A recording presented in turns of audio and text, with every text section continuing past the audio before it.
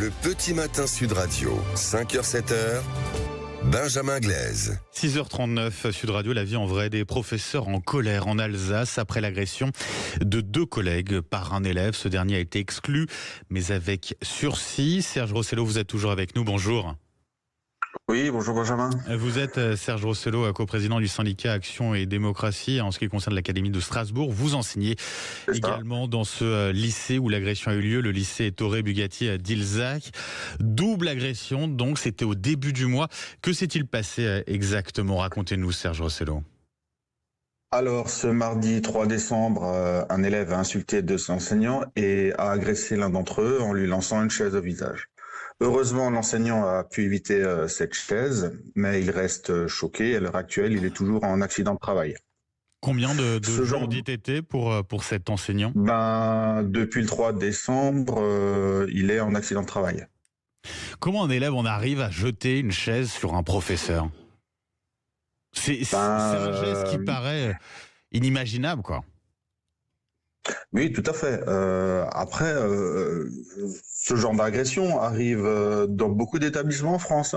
Bien sûr. Ce qui nous a choqué, c'est pas l'agression en elle-même, c'est vraiment le résultat du conseil de discipline.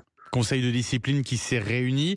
Je disais, il a été exclu, cet élève, mais avec sursis, ça veut dire quoi très concrètement? C'est ça. Avec sursis, c'est qu'il est toujours dans notre établissement, mais il a juste changé de classe. Il a juste changé de classe. Je savais même pas que ça existait, l'exclusion avec sursis. Oui. Donc ça a choqué beaucoup. Oui, ça a choqué beaucoup d'enseignants du lycée. Et c'est pour cette raison que mon syndicat Action et Démocratie a décidé de poser 3 jours de préavis de grève. De grève. Pour quand? C'était cette semaine? C'est cette semaine? Ça a débuté mercredi jusqu'à vendredi. Jusqu'à donc aujourd'hui? Aujourd'hui. Concrètement, mobilisation, pas de cours? Mobilisation, on a fait une manifestation devant notre établissement mercredi et là, certains enseignants ne sont pas en cours. Après, nous, en tant que syndicat, on n'est pas un syndicat qui pousse à la grève, mais là, il fallait marquer le coup et on est très bien conscient que chaque enseignant qui loupe une journée de cours perd un 30e du salaire. Bien sûr. Vous avez parlé avec la direction après cette décision au conseil de discipline. Qu'est-ce qu'ils vous disent? Que c'est une décision du conseil de discipline et qu'on peut rien y faire. Et pour eux, c'est normal? Ça n'a pas l'air de les choquer. On a été reçus aussi par le recteur. Ça n'a pas l'air de le choquer non plus. C'est la décision du conseil de discipline. Et lors de cet échange avec le recteur, on a bien compris que c'est ce qui est demandé au chef d'établissement, c'est d'éviter le plus possible de renvoyer les élèves et de les laisser dans la rue. Ça fait des mois, voire des années. On parlait du procès Samuel Paty avec le verdict attendu ce soir. On a l'impression que malgré tous ces drames, malgré toutes ces agressions, on reste encore dans cette idée de pas de vague, quoi. C'est ça? Tout à fait. Et c'est comme dans le cas Samuel Paty. Certains de nos collègues trouvent que l'enseignant allait trop loin, il a peut-être trop engueulé l'élève et c'est de sa faute. On est exactement dans le même, sauf l'issue n'est pas la même, mais c'est le même schéma. On a peur quand on va faire cours, quand on va donner des cours, quand on va au lycée? Certains enseignants ont peur, parce qu'on sait même pas ce qui peut arriver chaque jour dans notre classe. Des fois, ça peut se passer super bien et du jour au lendemain, un élève peut nous insulter, lancer une chaise ou autre. Et avec un élève donc qui est toujours en cours, qui a juste changé de classe. Vous l'avez dit, l'enseignant qui s'est pris cette chaise, lui, est toujours en arrêt de travail.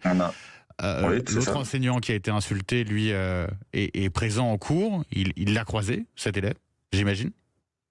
Je pense que oui. C'était un enseignant et le deuxième enseignant, c'est notre DDFPT, c'est le directeur, le chef de travaux. Qu'est-ce que vous attendez aujourd'hui concrètement de la part de la direction de l'établissement, de la part du rectorat?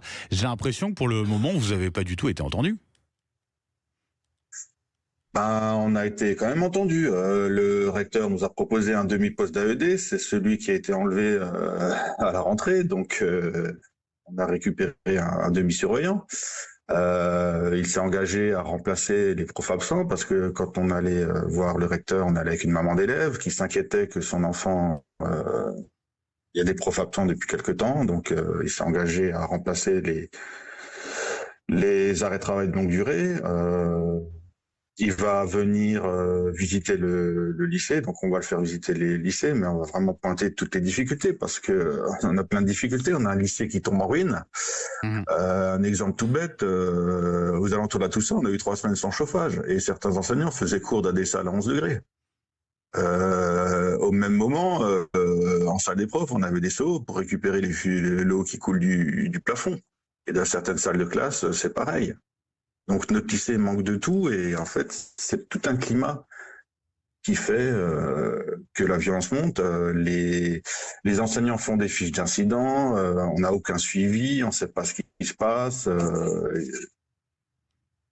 Ça fait combien de temps Après, Serge Rossello, je ne sais pas depuis combien de temps vous êtes enseignant, mais peut-être que vous pouvez nous dire si vous avez, si vous constatez véritablement une augmentation des violences et peut-être des violences de plus en plus,